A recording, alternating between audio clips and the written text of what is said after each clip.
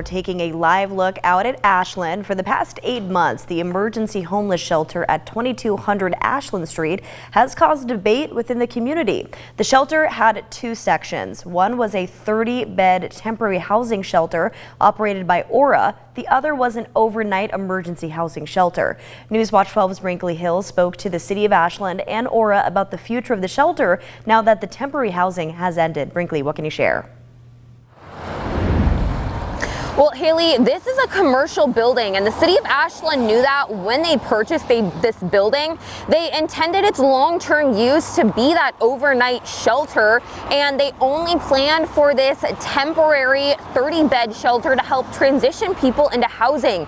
And it did help transition people. 73 people stayed in the beds at the shelter, and 17 of them are now in permanent housing, and that includes a family. And the city of Ashland doesn't want to invest more money into this building, knowing it wasn't made for housing people. Moving forward, the city is coming up with long-term options for the homeless community, but this building moving forward will be an overnight emergency weather shelter.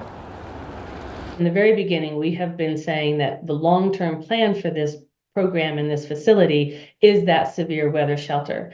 In the interim, we also wanted to help the governor with her good work on homelessness in terms of standing up temporary shelter beds. While this Aura-operated shelter is a lost resource, it will still help a lot of people. Aura tracked how many people used the overnight shelter from November 1st through April 1st. It was open for 39 nights over that 5-month period, and 811 people utilized this resource, ranging from children to people well into their 80s. The city has 2 committees meeting frequently to come up with long-term plans for Ashland, providing resources for homeless as well as utilizing this building. Now, Aura is continuing to hub its resources just down the street at their center that used to be the Super 8.